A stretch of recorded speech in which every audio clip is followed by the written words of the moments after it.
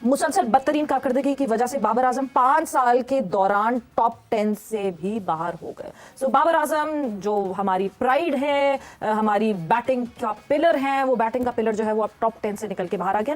देखिए, असल चीज हम क्रिकेट अच्छी नहीं खेल रहे, हमारे बैट्समैन अच्छा नहीं खेल रहे, सेंसिबल क्रिकेट नहीं खेले, जिसकी वजह से हम क्रिकेट हारे हैं। If we talk about Babar, 16 innings and 21 point something average. Performance को देखते हुए रैंकिंग में भी अब डिफरेंस आया, 9वें नंबर से वो 12वें पे चले गए। देखिए, क्या कहेंगे? इसके सबसे बड़े जिम्मेदार अगर बज़ाहिर देखा जाए तो वो कोई और तो नहीं है, वो खुद है, बाबर खुद है। ये बताएं कि बाबर आजम 12वें नंबर पर आ गए टेस्ट रैंकिंग में, वो 3 नंबर पे थे और शुरू हुआ साल, एक साल में आपने अपनी क्रिकेट को अपने हाथों से नोच डाला है, हमने नहीं किया उसमें कुछ। बिल्कुल सही हुआ है। मैं तो कहता हूं ये कोई टॉप 50 में से भी निकले जिस तरह की परफॉर्मेंसेज हैं, क्योंकि इतना गंदा दौर, इतना डार्क और घटिया टाइम पाकिस्तान की क्रिकेट में कभी भी नहीं आया। ये तब आया है कि जब रिजवान खेल रहा है, बाबर खेल रहा है, शाहीन खेल रहा है। चूंकि बाबर आजम लगातार 15 इनिंग्स में 50 रन भी नहीं कर पाया आईसीसी टेस्ट रैंकिंग में, इसलिए वो टॉप 10 से बाहर हो चुके हैं। टोटल जो रैंकिंग चल रही है इस वक्त इंडिया का कब्जा है, ओडीआई में इंडिया का कब्जा है, टी20 में टेस्ट में वो दूसरे नंबर पर हैं। तो ये है, ये रैंकिंग कादिर बहुत ऑथेंटिक तरीके से हो रही है जब से जेशा साहब जो है वो ऑहदे पर आए हैं। नहीं, इसमें कोई चीज नहीं होती। रैंकिंग जो है वो पॉइंट्स के हिसाब से होती है, आपकी परफॉर्मेंस के हिसाब से होती है। बाबर आजम की गुज़श्ता 18-19 इनिंग्स में जो है वो परफॉर्मेंस अच्छी नहीं है, जिसकी वजह से उनकी रैंकिंग ड्रॉप हुई है। हर चीज में हम क्रिकेट अच्छी नहीं खेल रहे यार, हमने सेंसिबल क्रिकेट नहीं खेली, अब तो किसी की इज्जतें भी महफूज नहीं है। प्लेयर्स को बढ़ा के पेश करना, किंग बना देना। हमें मीडिया में तो किसी ने नहीं कहा कि बाबर आजम किंग है भाई। बाबर आजम का कंपैरिजन कोहली से हो रहा है, कोहली से हालांकि उसका कोई कंपैरिजन नहीं है। ये बहुत ही ठीक हो रहा है कि इनकी जो रैंकिंग जो तगमे शगमे हैं ये सब इनसे वापस लेने चाहिए। नमस्कार दोस्तों, जय हिंद। दोस्तों, बांग्लादेश से मार पड़ने के बाद अब बाबर आजम को भी आईसीसी ने लात मार दिया है और बाबर आजम की जो टेस्ट रैंकिंग था वो अब 12वें नंबर पर चला गया है। बाबर आजम तो पहले बांग्लादेश से पहले मैच हारने के बाद 3 से सीधा 9वें नंबर पर चले गए थे, लेकिन दूसरे टेस्ट मैच हारने के बाद अब 12वें नंबर पर चले गए। तो ऐसा लग रहा है कि कहीं बाबर आजम की ऐसी फॉर्म चलता रहा तो 20 से 30 से भी वो रैंकिंग के कहीं बाहर चले जाएंगे, और ऐसा ही होगा क्योंकि आगे इंग्लैंड की सीरीज आने वाली है और इंग्लैंड जिस तरीके से खेल रहा है टेस्ट, तो आप जानते हैं उनसे अग्रेसिव और बाज बॉल टेस्ट जो है उनसे ही जाना जाता है। तो उस टेस्ट के बाद बाबर आजम कहीं आपको टेस्ट की रैंकिंग में दिखे ही ना, मतलब आपको ढूंढना पड़ेगा कि बाबर कहां पर है। तो इसको लेकर पाकिस्तान मीडिया बाबर आजम की खूब मजे ले रहा है। चलिए वीडियो देखते हैं, मैं मिलता हूं आपको वीडियो गेम पे। मुसलसल बदतरीन कारकर्दगी की वजह से बाबर आजम 5 साल के दौरान टॉप 10 से भी बाहर हो गए। सो बाबर आजम जो हमारी प्राइड है, हमारी बैटिंग का पिलर है, वो बैटिंग का पिलर जो है वो अब टॉप 10 से निकल के बाहर आ गया। अभी कल ही मैं 2021 टी20 वर्ल्ड कप की इंडिया वाले मैच की हाईलाइट देख रही थी, एंड कहां गए वो बाबर आजम। प्लेयर्स को बढ़ा के पेश करना, किंग बना देना। हमें मीडिया में तो किसी ने नहीं कहा कि बाबर आजम किंग है भाई। बाबर आजम का कंपैरिजन कोहली से हो रहा है, कोहली से हालांकि उसका कोई कंपैरिजन नहीं है, लेकिन मीडिया वाला कोई नहीं है। सोशल मीडिया के हो सकते हैं या वो फ्रेंचाइज टीम हो सकती है। बट गलत बात वहां से शुरू होती है जहां वो प्लेयर खुद को ये अज्यूम करने लगे। तो इन प्लेयर्स की भी गलती है कि वो, अगर देखें, हर किसी को पता होता है कि मैं कैसा हूं और मैं कौन हूं। सेल्फ रियलाइजेशन होती है, सेल्फ अकाउंटेबिलिटी सबसे पहला स्टेप होता है। क्या सेल्फ रिस्पेक्ट खत्म हो गई है? क्योंकि हम पाकिस्तान टीम के लिए ये कहते थे कि ये वो टीम है जो कॉर्नर टाइगर्स है। आप बिल्ली को भी दीवार से लगाते तो वो पंजा मारती है, ये तो बिल्ली वाला काम भी नहीं कर रहे। सवेरा, यहाँ पे ना अकाउंटेबिलिटी खत्म हो गई है। सेल्फ रिस्पेक्ट और सेल्फ अकाउंटेबिलिटी की तो आप बात ही मत कीजिए।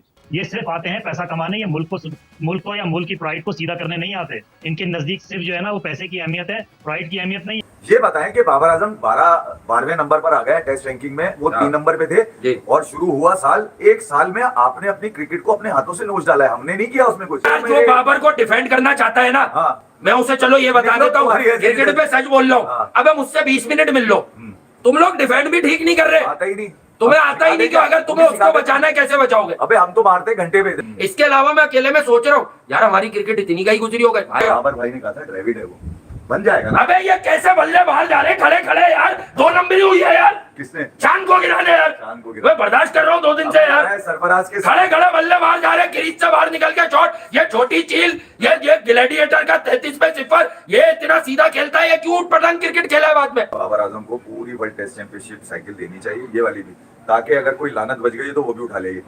तो रैंकिंग जो अपडेट हुई है तो बाबर आजम कोई तकरीबन 5.25 साल के बाद अभी टॉप 10 में से तीनों फॉर्मेट में, वरना कहीं ना कहीं मौजूद ही रहते थे, तो अब नीचे गए हैं। टीम का सत्यानाश, बेड़ा गर्क, रिकॉर्ड पे रिकॉर्ड बन रहे हैं और शर्मिंदगी वाले रिकॉर्ड बन रहे हैं। तो आप किस चक्कर में जनाब ऊपर बैठे हुए हैं टॉप 10 में इतने अरसे से जो टॉप 10 में है, तो पाकिस्तान ने क्या कमाल कर लिया, क्या कौन सी बहुत सी शानदार परफॉर्मेंसेस दिखा दी हैं कि जो जनाब आप ऊपर टॉप ऑफ द लेडर, कहीं टॉप 5 में हैं, कभी टॉप 10 में हैं, इतने साल हो गए हैं, इतने दिन हो गए हैं, इतने महीने हो गए हैं, तो किस चक्कर में भाई? तो बिल्कुल ठीक हुआ, बिल्कुल सही हुआ। मैं तो कहता हूं ये कोई टॉप 50 में से भी निकले जिस तरह की परफॉर्मेंसेस हैं, क्योंकि इतना गंदा दौर, इतना डार्क और घटिया टाइम पाकिस्तान की क्रिकेट में कभी भी नहीं आया। ये तब आया है कि जब रिजवान खेल रहा है, बाबर खेल रहा है, शाहीन खेल रहा है, और वो पाकिस्तान की टीम का नाम और मुकाम बेड़ा कर रहे हैं। तो ये यही डिजर्व करते हैं। इंडिविजुअल ग्लोरी के लिए खेलते खेलते पाकिस्तान का पूरा सत्यानाश कर दिया। सिर्फ Babar Azam is not responsible, लेकिन चूंकि ही वाज द कैप्टन जब से ये सिलसिला स्टार्ट हुआ है, हार और हार, तो इसलिए बहुत ज्यादा जो ब्लेम है वो बाबर आजम को जाता है कि बाबर आजम की कप्तानी में ये सिलसिला शुरू हुआ, और अब जब कप्तानी का बर्डन नहीं है तो बैटिंग में भी कुछ नहीं हुआ, ना ऑस्ट्रेलिया में ना घर में खेलते हो। I don't know how this ranking system ये कैसे काम करती है, क्या हिसाब किताब है इसका, एल्गोरिथम कोई अजीबोगरीब सा ही है। इनको किन बॉलर्स के खिलाफ किन कंडीशन में कहीं ना कहीं करते वगैरह, ये चीजें भी बीच में, और किस पोजीशन पे रन आए हैं, इन सब के नंबर होने चाहिए। अगर इन सब के नंबर होते तो बाबर शायद के टॉप 10 में कभी मौजूद नजर ही ना आते, क्योंकि जो रन जब आ भी रहे थे तो कौन सा पाकिस्तान जीत रहा था। तो बहुत अच्छा हुआ, टीम का बेड़ा गर्क, सत्यानाश, और जब भी देखो रैंकिंग निकाल के जनाब ये कहीं ना कहीं बीच में विराजमान होते हैं। हाँ जी, रैंकिंग बड़ी शानदार है, बाबर तो बीच में मौजूद है, बाकी फिर क्या करें। तो बहुत अच्छी बात है, बेहतरीन बात है कि ये जो डार्क तरीन टाइम है पाकिस्तान की क्रिकेट का, तो उसके जिम्मेदार जो हैं, जिनकी कप्तानी में यह सिलसिला शुरू हुआ है, वो बाबर आजम है। कोई बल्ले से रन नहीं निकले, और अभी तो देखे ना इतलात भी आ रही हैं, वो मोहम्मद वसीम भी बातें कर रहा है कि जनाब बाबर आजम किसी की सुनता नहीं है, ये तो जनाब काफी स्टबन है, ऐसा है तो वैसा है। ये बहुत ही ठीक हो रहा है कि इनकी जो रैंकिंग जो तगमे शगमे हैं, ये सब इनसे वापस लेने चाहिए। Hafiz साहब, if we talk about Babar, 16 innings and 21 point something average, performance को देखते हुए रैंकिंग में भी अब डिफरेंस आया, 9वें नंबर से वो 12वें पे चले गए। देखिए, क्या कहेंगे?